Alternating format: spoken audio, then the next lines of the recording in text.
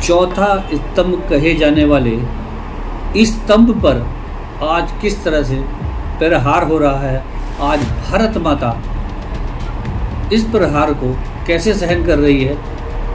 चौथा स्तंभ इसलिए कहा जाता है पत्रकारिता को, क्योंकि पत्रकार अच्छाई और बुराई दोनों का ही एक दर्पण का कार्य करता है।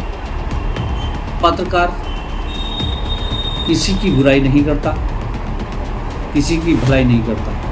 पत्रकार तो केवल आईने का काम करता है।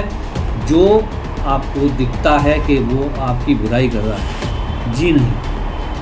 लेकिन हम आपको बता दें कि केवल एक दर्पण का कार्य करने वाला पत्रकार, यानी कि चौथा स्तंभ कहे जाने वाले पत्रकार पर आज किस तरह से सरकार या अन्य माफियाओं द्वारा या जिसके काले कारनामे उजागर पत्रकार करता है, तो उस पत्रकार को या तो जेल में डाल दिया जाता है झूठे मुकदमे में फंसा करके, या उसकी हत्या करा दी जाती है।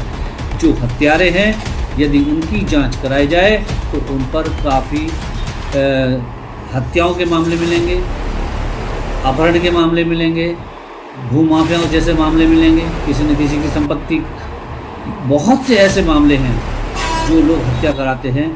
वह अपने इन काले कारनामों को दबाने के लिए ही पत्रकारों की हत्या करा रहे हैं। हाल ही में अब तक यानी कि वर्ष 2024 और 25 के दरमियान कम से कम 50 पत्रकारों की हत्याएं करा दी गई। उसका मुख्य कारण यह था कि पत्रकार उनके काले कारनामों को उजागर कर रहा था। पत्रकार जनता को ये दिखा रहा था कि वो जनता द्वारा दिए गए टैक्स का किस तरह से दुरुपयोग हो रहा है। इसमें अधिकारी भी शामिल हैं, इसमें माफिया भी शामिल हैं, इसमें नेता भी शामिल हैं, हर वर्ग का लोग इसी में शामिल है।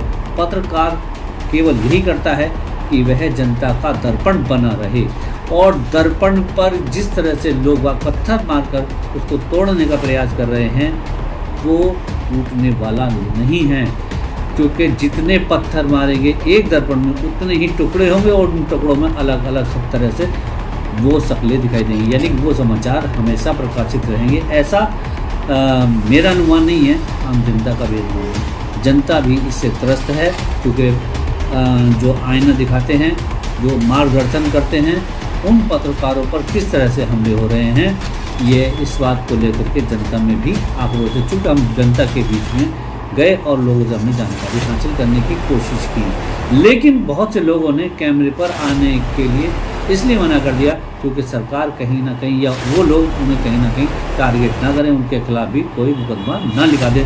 लेकिन अपनी लेखनी को लेकर के जिस तरह से पत्रकार अपनी जान की परवाह ना किए और वह लड़ाई लड़ता है जनता के लिए, अपने लिए पत्रकार कभी लड़ाई नहीं लड़ता दोस्तों। कभी डॉक्टर के खिलाफ जो लिखता है वो जनता के लिए लिखता है, नेता के खिलाफ लिखता है तो वो जनता के लिए लिखता है, क्योंकि जनता जनार्दन है, जनता भगवान है, जनता ही सरकार है, सब कुछ अगर है तो जनता है। लेकिन इसी तरह से चलता रहा तो पत्रकार अपना व्यवसाय छोड़ करके, यानी अपना काम छोड़ करके जो है अपने बच्चों की जान माल की रक्षा के लिए वो कोई और कार्य करना शुरू कर देंगे।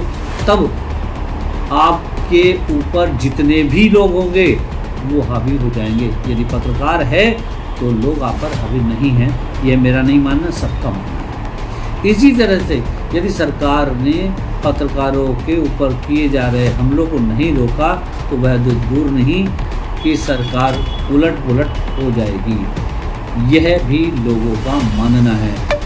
जहाँ तक एक सवाल है हाल फिलहाल का ही, एक बैंक में मुख्यमंत्री, उसके अध्यक्ष थे, प्रेसिडेंट थे, और उसमें 50 करोड़ रुपए का गबन हुआ, और जब उस पत्रकार ने उस गबन को दिखाना शुरू किया तो उस पत्रकार को मारपीट करके जेल भेज दिया झूठे मुकदमे। आखिरकार सरकार या इस तरह के लोग कब तक पत्रकारों का शोषण करते रहेंगे, पत्रकारों को झूठे मामलों में कब तक जेल भेजते रहेंगे। मैं जनता जनार्दन से ये अनुरोध करूँगा और उन पत्रकार साथियों से यह अनुरोध करूँगा कि वह अपनी लेखनी को बंद ना कर जनता जनार्दन की राय को लेकर उनके साथ मिलकर कार्य करें और जिस तरह से आज तक क्रांति के समय में पत्रकारों ने अपनी जान की आहुति दी थी, वह आज भी तैयार हो जाएं, क्योंकि उनको कुर्बानी देनी आती है और पत्रकार की कुर्बानी कभी खाली नहीं जाती है। दोस्तों, मैं चाहूँगा कि जितने भी पत्रकार हैं उनको आप सहयोग करें। पत्रकार ही आपके सच्चे मित्र हैं, क्योंकि पत्रकार कभी नहीं बदलेगा, संपादक कभी नहीं बदलेगा, सरकार बदलती है, अधिकारी बदलते हैं। नमस्कार।